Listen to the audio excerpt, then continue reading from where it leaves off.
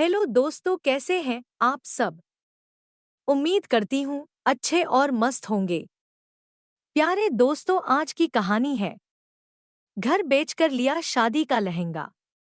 रामलाल एक साधारण दर्जी थे जो अपने हुनर और ईमानदारी से अपनी बेटी सुहानी का पालन पोषण कर रहे थे। उनकी पत्नी का कुछ साल पहले बीमारी के कारण देहांत हो गया था और तभी से उन्होंने अपनी दुनिया केवल अपनी बेटी के इर्द गिर्द बना ली थी। सुहानी बेहद होशियार और सुंदर थी। वह अपने पिता की सबसे बड़ी ताकत और कमजोरी थी।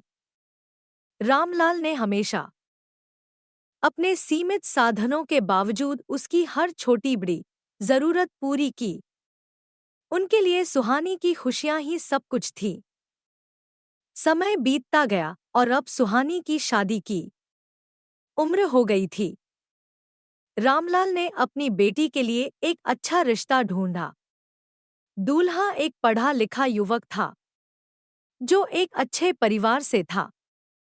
सब कुछ तय हो गया और शादी की तारीख भी निकाल ली गई। लेकिन जैसे ही शादी की तारीख नजदीक आई, सुहानी के मन में एक सपना जागा।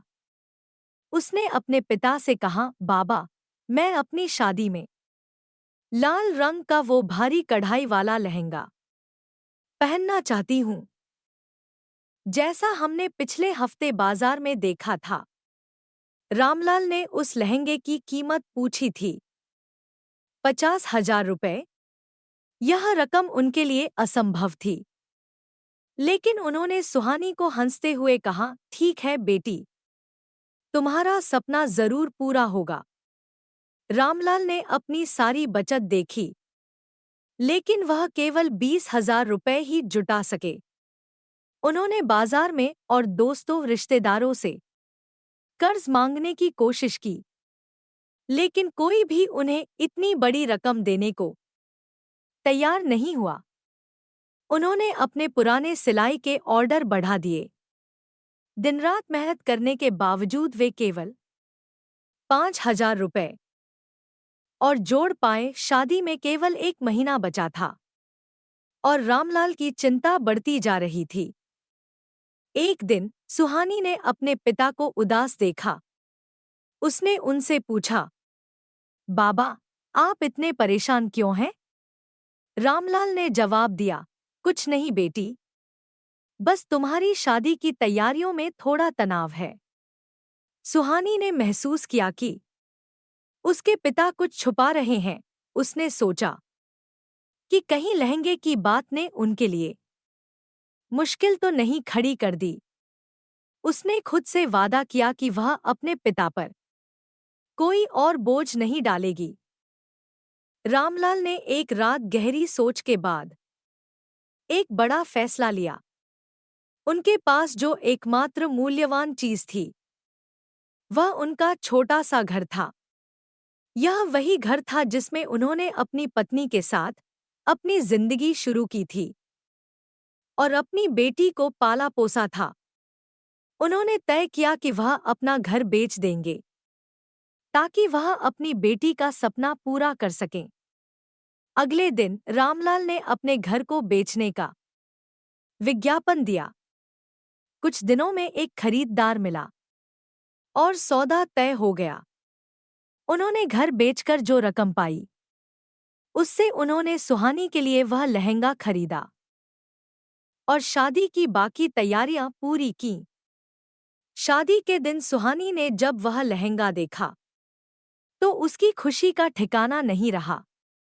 उसने अपने पिता को गले लगाया और कहा, बाबा, आपने मेरा सपना पूरा कर दिया। आप दुनिया के सबसे अच्छे पिता हैं। रामलाल ने अपनी बेटी को खुश देखकर अपने सारे दर्द भूल गए, लेकिन उन्होंने यह सच्चाई छुपाई कि उन्होंने यह लहंगा खरीदने के लिए अपना घर बेच दिया है। शादी के बाद जब सुहानी और उसके ससुराल वाले विदा हो गए, तो रामलाल ने एक किराए के छोटे से कमरे में रहना शुरू किया। एक दिन जब सुहानी अपने ससुराल से अपने पिता से मिलने आई तो उसने देखा कि उनके पुराने घर में कोई और रह रहा है। सुहानी ने अपने पिता से पूछा, बाबा, हमारा घर कहाँ गया? रामलाल ने बात टालने की कोशिश की, लेकिन सुहानी ने जिद पकड़ ली। आखिरकार उन्होंने पूरी सच्चाई बता दी। सुहानी की आंखों में आंसू आ गए। उसने अपने पिता से कहा, बाबा, मुझे यह लहंगा नहीं चाहिए था। अगर मुझे पता होता कि मेरे सपने को पूरा करने के लिए आप अपना घर बेच देंगे तो मैं कभी यह मांग नहीं करती।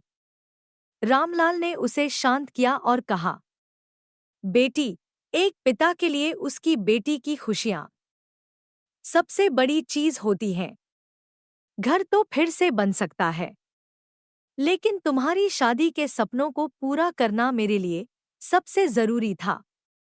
सुहानी ने अपने पति और ससुराल वालों को इस बारे में बताया। उसके ससुराल वाले बहुत समझदार थे। उन्होंने कहा, रामलाल जी, आपने जो किया वह एक पिता के प्यार और त्याग का सबसे बड़ा उदाहरण है। लेकिन अब यह हमारी जिम्मेदारी है कि हम आपकी मदद करें। सुहानी और उसके पति ने मिलकर एक प्लान बनाया। उन्होंने रामलाल को वापस उनके पुराने घर में लाने की योजना बनाई। कुछ महीनों के भीतर सुहानी और उसके पति ने वह घर खरीद लिया और रामलाल को उसमें वापस ले आए। उन्होंने रामलाल से कहा, बाबा, यह घर अब आपका है। आपने मेरे लिए जो किया वह मैं कभी नहीं भूल सकती। लेकिन अब यह हमारी जिम्मेदारी है कि हम आपकी खुशियों का ख्याल रखें। रामलाल की आंखों में खुशी के आंसू थे।